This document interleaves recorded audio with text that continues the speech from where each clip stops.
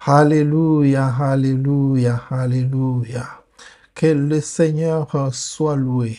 Que le Seigneur soit loué pour ce moment de grâce et de gloire qu'il nous donne encore aujourd'hui. Chers amis, je vous espère au rendez-vous. Ici, c'est Dr Maté qui vous accueille encore aujourd'hui dans cette méditation hebdomadaire. Aujourd'hui, je vous souhaite une bonne journée de prière et de jeûne. Comme vous savez, c'est le rendez-vous que nous avons chaque semaine. Nous venons devant Dieu pour présenter nos doléances. Nous venons devant Dieu pour présenter nos problèmes et pour aussi présenter nos reconnaissances, nos actions de grâce.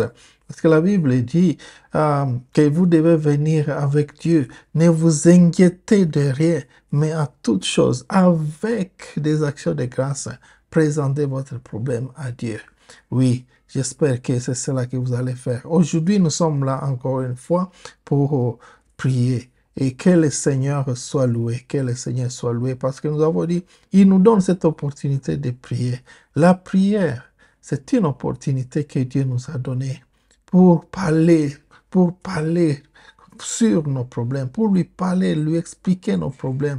Et si nous ne prions pas, c'est comme si nous nous suicidons. Nous ne cesserons jamais de vous le dire. Aujourd'hui, notre thème, c'est encore ce point très important pour montrer que la prière doit être intentionnelle. La prière doit être intentionnelle. Et cela, nous allons le découvrir dans les passages que nous allons lire. Il y a le premier passage, c'est Acte 3, le premier verset. Nous lisons ceci. Pierre et Jean montaient ensemble au temple à l'heure de la prière. C'était quoi? La 9e heure. Alléluia.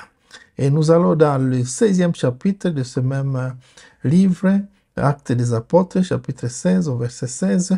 Là, nous lisons que comme nous allions au lieu de prière, notez bien cela, comme nous allions au lieu de prière. Oui, c'est Paul qui disait cela. Et aussi, nous allons dans l'évangile de Luc, et c'est l'histoire de notre Seigneur Jésus-Christ. Nous lisons dans l'évangile de Luc, chapitre 5, verset 15 au 16e verset. Nous lisons ce qui suit dans la version de Louis II. Sa renommée, donc la renommée de Jésus, sa renommée se répandait de plus en plus. Et les gens venaient en foule pour l'attendre et pour être guéris des maladies. Maintenant, notez ce qui suit. Et lui, Jésus, il se retirait dans le désert et faisait quoi? Et priait. Alléluia. Alléluia. Vous savez, il est vrai que même si c'est une triste vérité, de nombreux croyants ne faut que réagir. Ils sont réactionnaires. Il faut qu'on les pousse à prier. Beaucoup de croyants, ils sont remplis dans l'église, dans les églises, dans les familles. Ils sont seulement réactionnaires pour faire des prières après les avoir poussés. Ce que les militaires appellent souvent la prière à la pacotille. Donc, il faut qu'on vous pousse pour prier. Non. Dans leur prière, je veux dire que, à moins qu'ils soient confrontés à un problème, à moins que quelqu'un soit confronté à un problème, vous ne les verrez pas prier. C'est seulement quand il y aura un problème ou quand il y aura un danger, c'est à ce moment-là qu'il sera poussé à prier. Et cela, c'est un grand problème pour beaucoup, parce que des choses peuvent vous arriver sans que vous le sachiez. Un jour, il y a quelques semaines, notre pasteur avait posté dans le groupe WhatsApp une vidéo dans laquelle Dieu était en train de réveiller quelqu'un qui dormait, parce que Dieu avait vu qu'à ce moment-là, il y avait des sorciers qui étaient en train de lancer des incantations contre lui. Ils étaient en train de fabriquer des choses contre lui sans qu'il le sache. Après avoir bu, après avoir mangé trop, et il était en train de sommeiller profondément. À ce moment-là, les sorciers ne dormaient pas et étaient en train de faire leurs incantations. Alors Jésus était en train de lui dire, réveillez-vous, réveillez-vous, réveillez-vous. Mais wapi, le monsieur ne se réveillait pas. Jusqu'à ce qu'il a crié, réveillez-vous, réveillez-vous s'il vous plaît. Et il a quitté ce sommeil et il a commencé à prier, il a commencé à prier, il a commencé à prier. Oui. Wake up from your sleep. But while men slept, his enemies came and sowed tares. Ayé a máa dàrú ṣáá ni kò ní dá fáyé ẹ. Wake up from your weakness. Wake up from your lukewarmness. Wake up!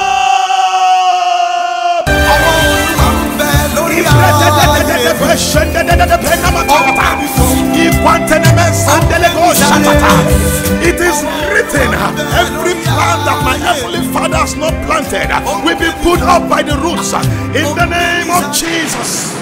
Therefore, you have no place in my life.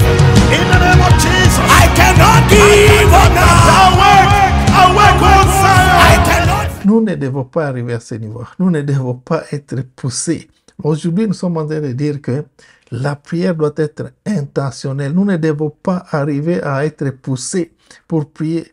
Hein? Le Saint-Esprit, oui, le Saint-Esprit, à un certain moment, ils peuvent nous pousser à prier comme ce monsieur-là qui dormait. C'est le Saint-Esprit qui avait envoyé l'ange pour les réveiller, ce monsieur. Réveille-toi pour prier parce que il y a des choses qui se passent. Et souvent, nous ne sommes pas attentifs à cela et nous allons souffrir comme ça. Mais pour ne pas souffrir, nous voulons dire que la prière doit être intentionnelle. C'est-à-dire quoi? C'est-à-dire, vous êtes poussé vous-même à prier. Et c'est ce que nous voyons dans les Écritures que nous venons de lire. Nous lisons clairement que les apôtres de notre Seigneur Jésus-Christ et le Seigneur lui-même, ils priaient intentionnellement. Et nous voyons que malgré leurs occupations, Jésus-Christ était quelqu'un qui était très, très pris par l'évangélisation qu'il faisait. Il allait de ville à ville, de ville à ville. Et les gens étaient en train de le serrer. Mais on dit quoi? De temps en temps, il s'est retiré dans le désert. C'est-à-dire dans un lieu calme pour prier. Donc, vous ne pouvez pas dire, ah, nous sommes trop busy, nous sommes trop occupés. Si le Seigneur, lui, trouvait le temps, vous devez aussi trouver le temps. Vous devez trouver le temps. Parce que n'oubliez pas que quand vous avez la prière, quand vous priez, il y a cette chose que j'aimerais vous montrer. Que quand vous priez, voici les bénéfices que vous trouvez dans la prière. Parce que si vous ne priez pas, vous allez manquer ces bénéfices. Premier bénéfice, quand vous priez intentionnellement, vous édifiez votre homme spirituel. Vous êtes en train de vous édifier vous-même. Hein? Comme certains le disent, vous êtes en train de développer vos capacités, vos muscles spirituels à prier. Quand vous ne priez pas, vous serez ballotté par-ci, par-là. Hein? Deuxième chose, quand vous priez, c'est la présence de Saint-Esprit peut lubrifier votre chair et générer une vie divine. Ça vous aide à vivre une vie d'intégrité, une vie intime. Ça donne votre santé, la santé dans votre corps. Hein?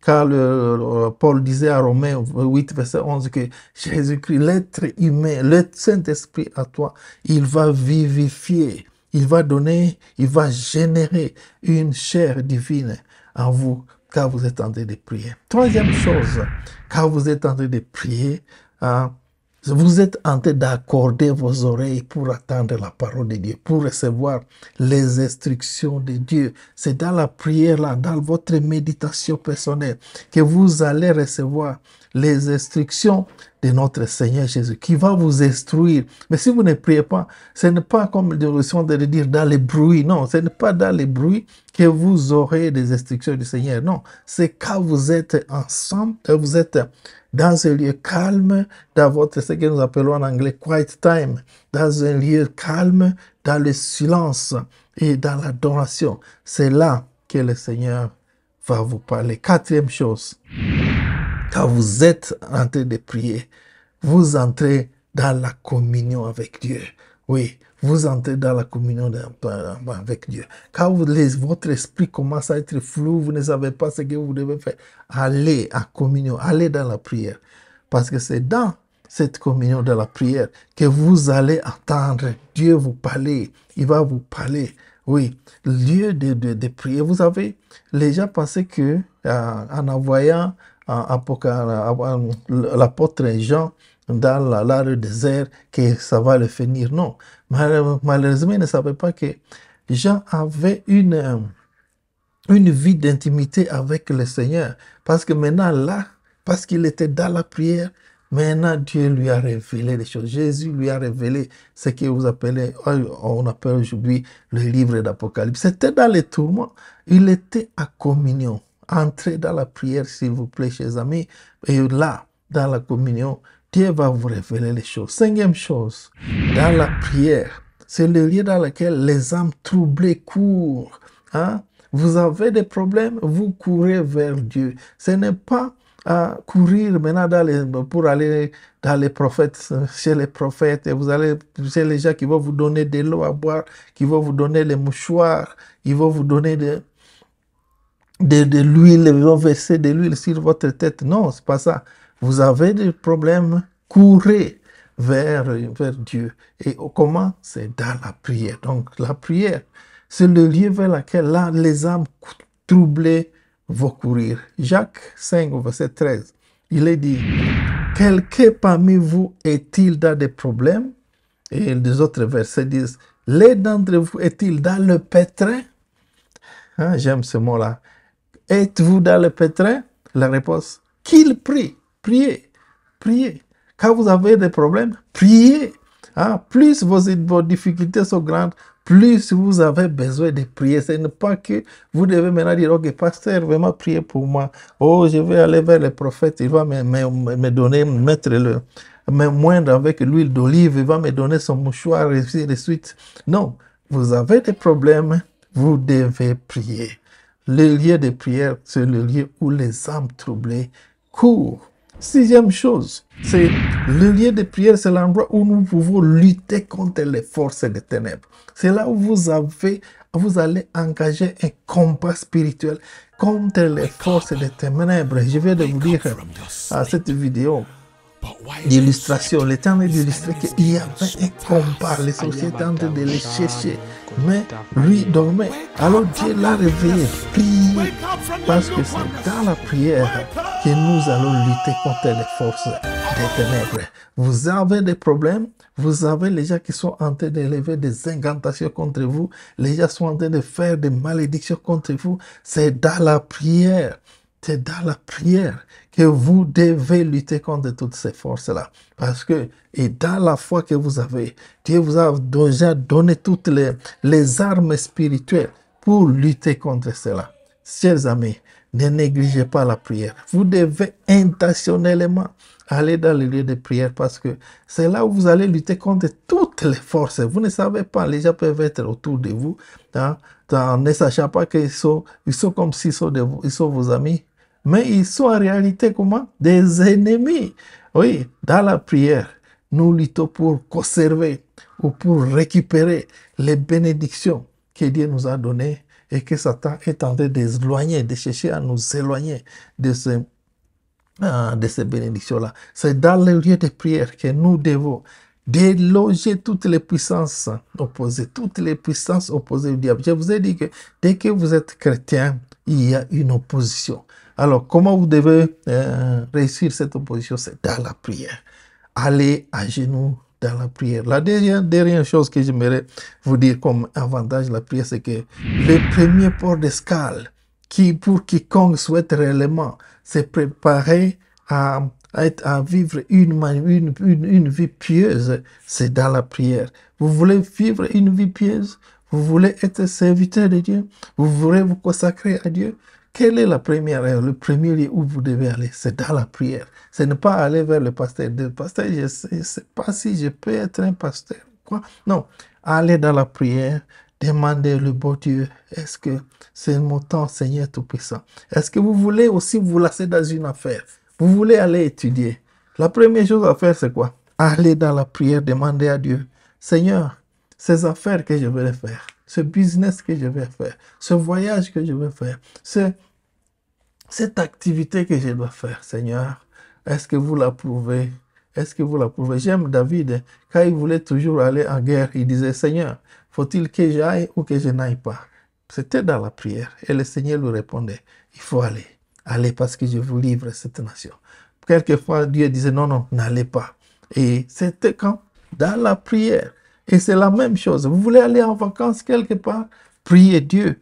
Est-ce que nous pouvons aller en vacances à Dubaï? Est-ce que nous pouvons aller en vacances tel temps? Est-ce que je peux faire le commerce? Est-ce que je peux étudier? Je peux faire mon PhD? Est-ce que je peux faire les études du 3e cycle? Oh Seigneur, c'est quoi? Qu'est-ce que je peux faire? Vous voulez vous lancer dans un mariage. Seigneur, est-ce que c'est cela? Est-ce que celui-là est le partenaire que tu veux pour moi? Oui, vous passez à n'importe quelle chose que vous voulez faire. Est-ce que vous manquez du travail? Vous voulez du travail?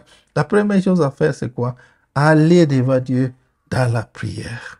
Oui, la Bible dit, dans Éphésiens 6, 18, en toutes circonstances, faites toutes sortes de prières et des requêtes sous la conduite de l'Esprit. Faites-les avec quoi? Avec vigilance et avec constance et intercédez pour tous les hommes du peuple saint. Oui, en toutes circonstances. Faites quoi?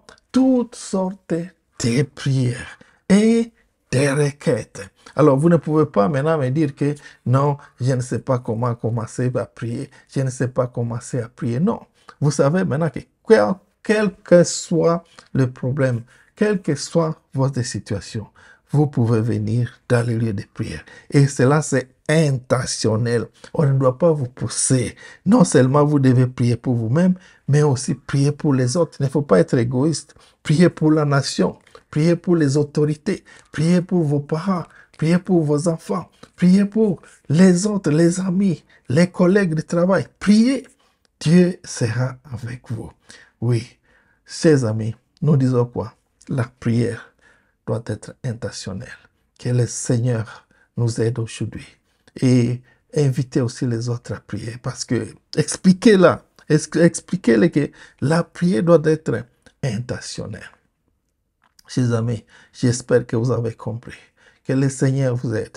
Que le Seigneur vous aide. Ne soyez pas oisifs. Quelqu'un disait que quand vous voyez que votre prière, votre vie de prière commence à reculer, sachez que vous êtes dans l'échec. Sachez que vous êtes déjà dans l'échec. Satan est en train de vous avoir petit à petit. Alors, réveillez-vous, réveillez-vous. Jésus, malgré ses occupations, il quittait pour aller prier. Les apôtres, quand ils faisaient 15 heures, ils connaissaient le temps de la prière. Ils allaient prier. Vous aussi, réservez un temps. Par jour, vous avez 24 heures. Réservez un temps où vous devez prier. Vous devez aller dans votre closet, dans votre lieu secret. Et le Dieu dit dans Matthieu 6, le Dieu qu'il vous voit dans votre lieu secret, il va vous rendre les résultats en public. Cela va se voir. Intentionnellement, priez, aux chers amis. Et Dieu va nous bénir. Aujourd'hui,